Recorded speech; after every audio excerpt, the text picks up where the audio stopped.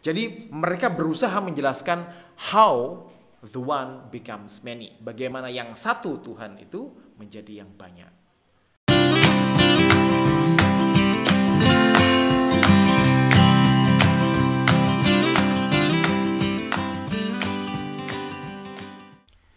Assalamualaikum warahmatullahi wabarakatuh. Teman, pernahkah dalam perjalanan hidup Anda tersimpan sebuah pertanyaan yang belum pernah kalian tanyakan? Pertanyaan itu barangkali bersifat gugatan, bersifat penolakan, bersifat bantahan terhadap apa yang kalian lihat, kalian amati, kalian alami, apa yang diajarkan oleh orang lain kepada Anda, apa yang Anda baca, apa yang Anda dengar. Tapi kalian takut untuk mengungkapkan atau sekedar mengutarakan pertanyaan tersebut. Maka dalam pertemuan kita seperti ini, dalam pertemuan filsafat seperti ini, pertanyaan itu dianggap sebagai pertanyaan yang sangat penting. Karena pertanyaan itu adalah sumber dari ilmu. Pertanyaan seperti itu adalah awal mula dari pengetahuan. Pertanyaan-pertanyaan yang menggelisahkan itu adalah dasar dari penemuan-penemuan baru. Bahkan juga bermula dari pertanyaan-pertanyaan yang menggelitik itu, inovasi-inovasi terbaru dibuat dan dikembangkan. Maka kalau kalian mempunyai pertanyaan yang menggelisahkan, pertanyaan yang menggelitik, jangan hanya disimpan, utarakan.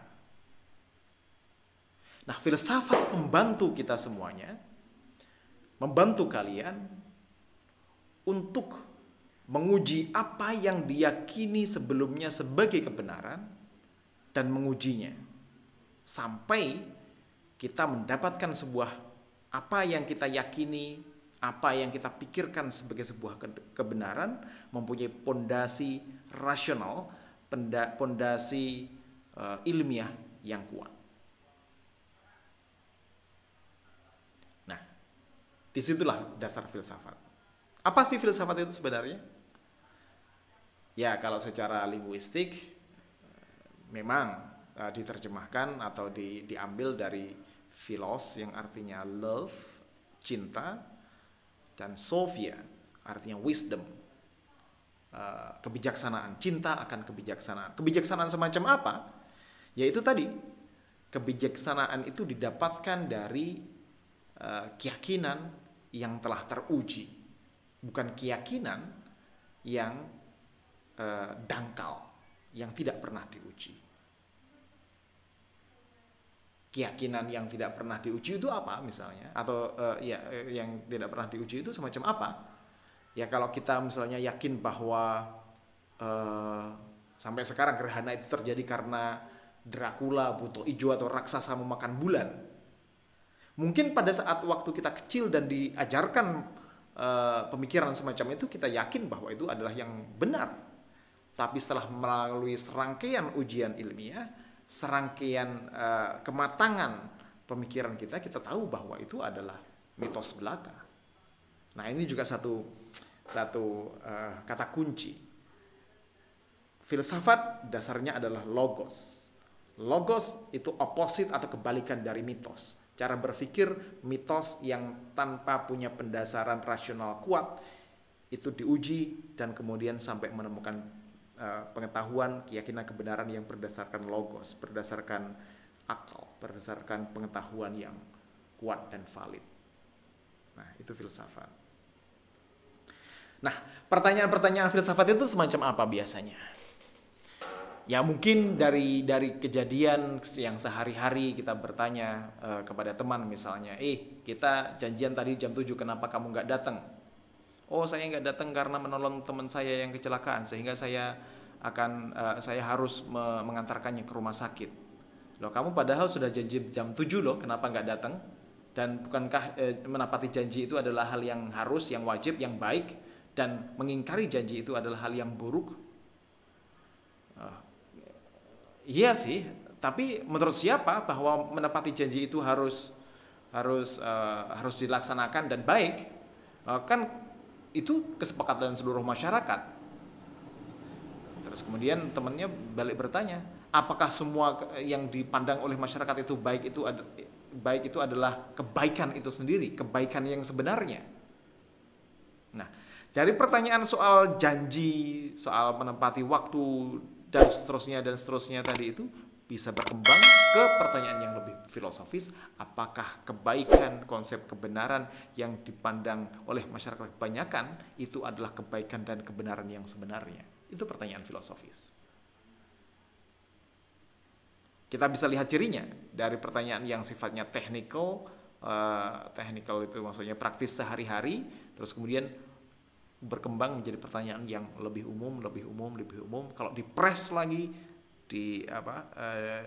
ditambah dengan pertanyaan yang lebih dalam lagi, tambah umum dan highly general. Salah satu ciri pertanyaan filosofi itu adalah sangat umum. Tapi apakah semua pertanyaan yang umum itu adalah filosofis? Tidak tentu, tidak mesti.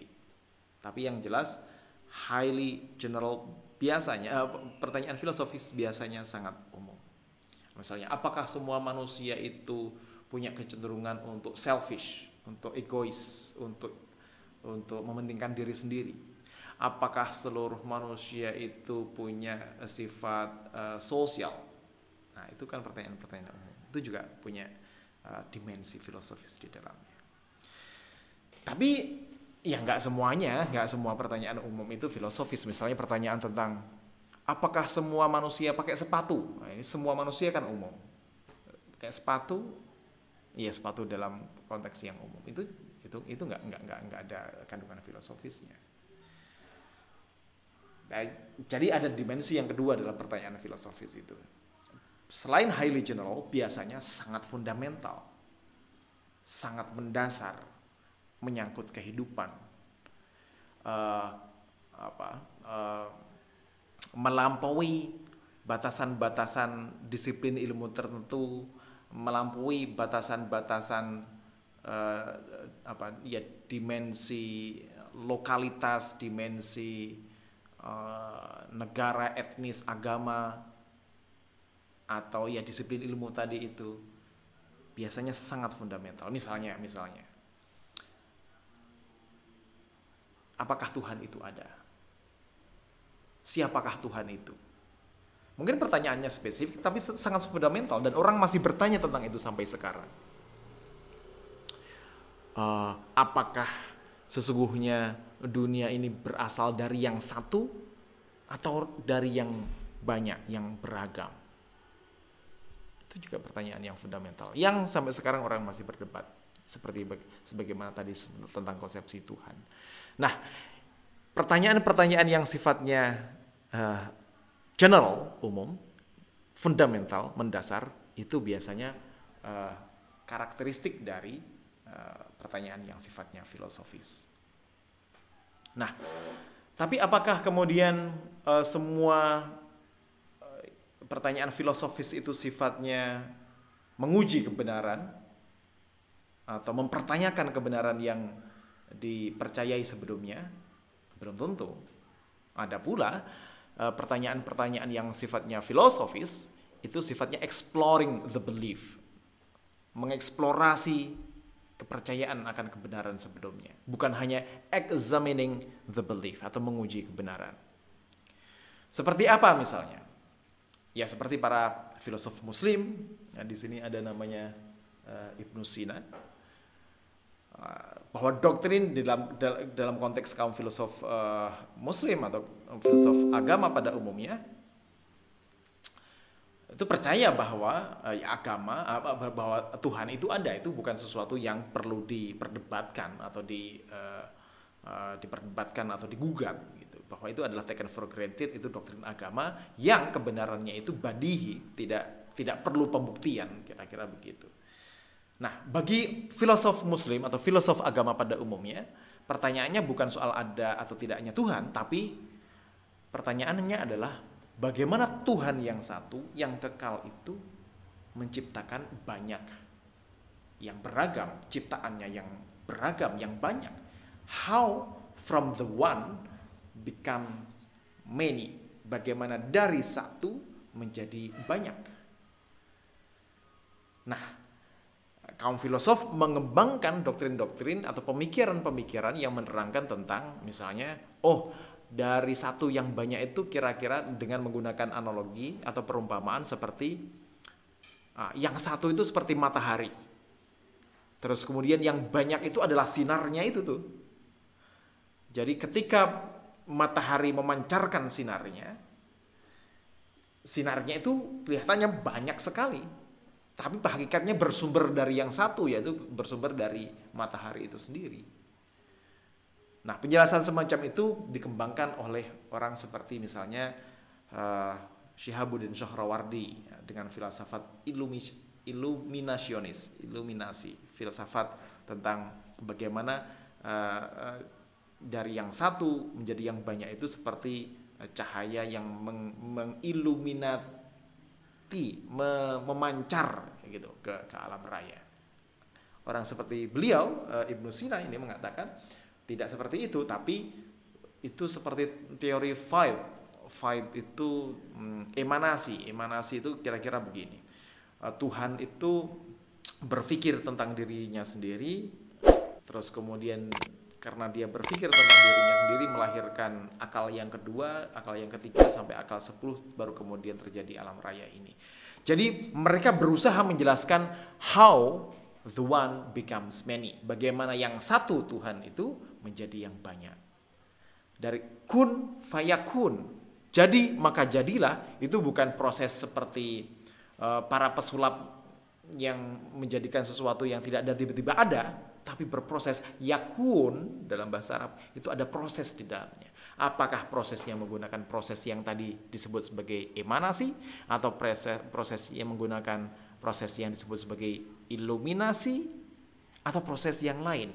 Nah, itu para filosof mencoba menjelaskannya dengan pendekatan yang filosofis. Dengan cara itu tadi, pertanyaan-pertanyaan yang mereka kembangkan, how the one becomes many, itu pertanyaan filosofis yang sifatnya exploring the belief, yang mengeksplorasi kepercayaan atau kebenaran. Nah, sekarang apa sih gunanya dari pertanyaan-pertanyaan filosofis tadi itu? Ya, selain tadi itu sumber pengetahuan, terus kemudian penemuan-penemuan baru, inovasi-inovasi terkini.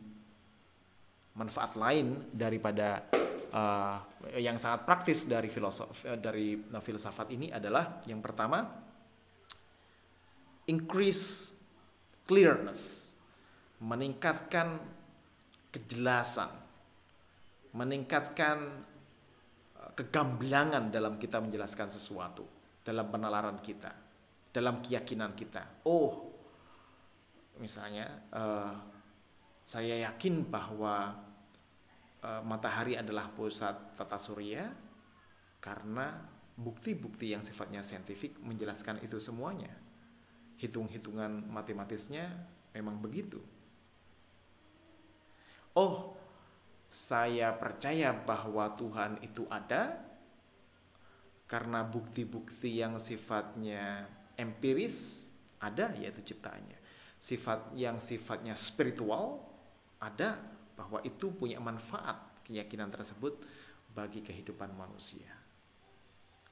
Demikian pula sebenarnya orang yang tidak yakin akan adanya Tuhan misalnya, itu adalah juga doktrin filosofis yang kemudian keyakinan filosofis itu mendorong, menentukan, mempengaruhi tindak tanduk mereka di dunia. Tapi mereka mendasarkannya atau menjelaskannya dengan cara berpikir yang jelas dan gamblang, bisa menjelaskannya kepada orang lain. Kedua, manfaatnya adalah kepercayaan kita, keimanan kita, pemikiran kita menjadi more reasonable, menjadi lebih rasional, lebih bisa dipertanggungjawabkan secara akal. Misalnya tadi itu, kenapa kamu yakin bahwa gerhana bulan atau gerhana matahari itu disebabkan raksasa yang memakan matahari atau bulan, itu kan sulit membuktikannya secara rasional, secara alami yang masuk akal begitu. Lain halnya kalau itu terjadi karena pergerakan bulan yang berada di tengah-tengah antara bumi dan matahari, sehingga cahaya matahari tidak sampai ke bumi karena tertutup oleh bulan. Nah, itu kan reasonable, bisa masuk akal, bisa ditangkap dengan jelas oleh akal. Dan yang ketiga, manfaat daripada filsafat itu adalah meningkatkan konsistensi. Konsistensi itu keistiqomahan, kelurusan kita dalam bernalar. Gak mungkin kita mempunyai sebuah keyakinan A, terus kemudian kita support atau kita dukung keyakinan tersebut dengan bukti-bukti yang berlawanan dengan keyakinan kita tadi. Misalnya, kita yakin bahwa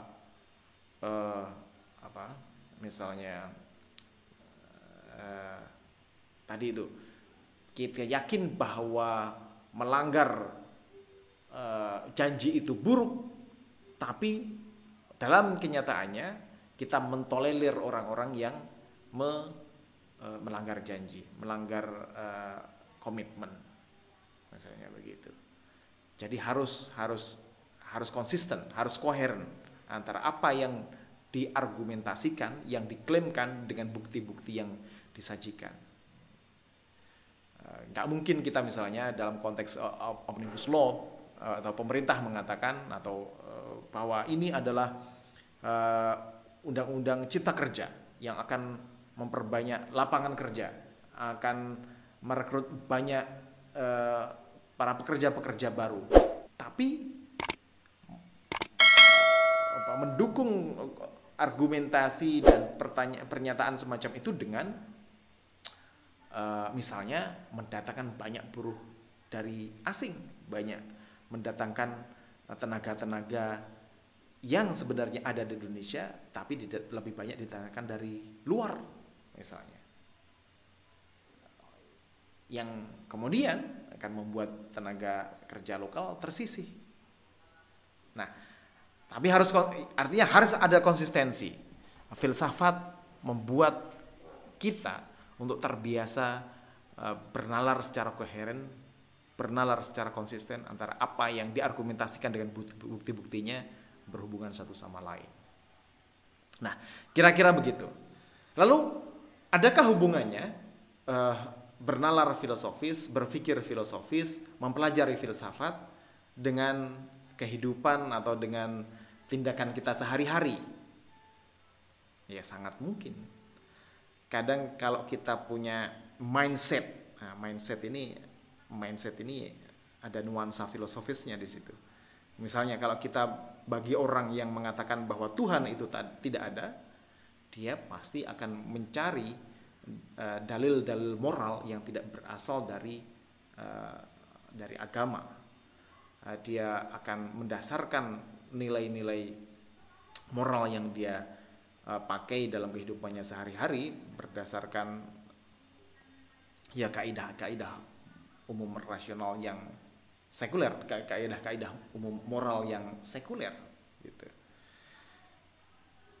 Bagi para pencuri misalnya, bagi para geng motor misalnya, apa yang disebut baik dalam mindset mereka, dalam cara berpikir mereka itu tentu beda dengan masyarakat kebanyakan.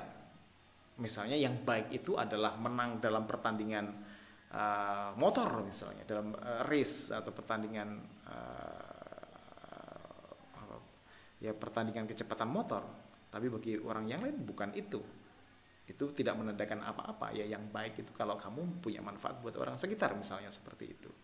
Jadi keyakinan filosofis itu pasti punya impact, punya pengaruh bagi tindakan kita sehari-hari. Sehingga tetap pertanyaan-pertanyaan yang sifatnya filosofis, baik yang sifatnya menguji keyakinan yang kita yakini sebelumnya maupun mengeksplorasi keyakinan yang kita miliki sebelumnya, itu punya implikasi pada tindakan dan pada tindakan maupun kehidupan kita. Selain tentu saja kalau dalam konteks ilmiah sangat berarti bagi pengembangan ilmu pengetahuan, bagi penemuan-penemuan baru, bagi keilmuan yang atau doktrin teori yang sudah mapan, itu semuanya berawal dari pertanyaan-pertanyaan yang sifatnya filosofis. Demikian, mudah-mudahan membantu kita semuanya untuk bisa memahami apa itu filsafat, dasar pertanyaan-pertanyaan di dalam filsafat dan manfaatnya apa saja. Terima kasih, ketemu lagi di lain kesempatan. Until next time, Assalamualaikum warahmatullahi wabarakatuh.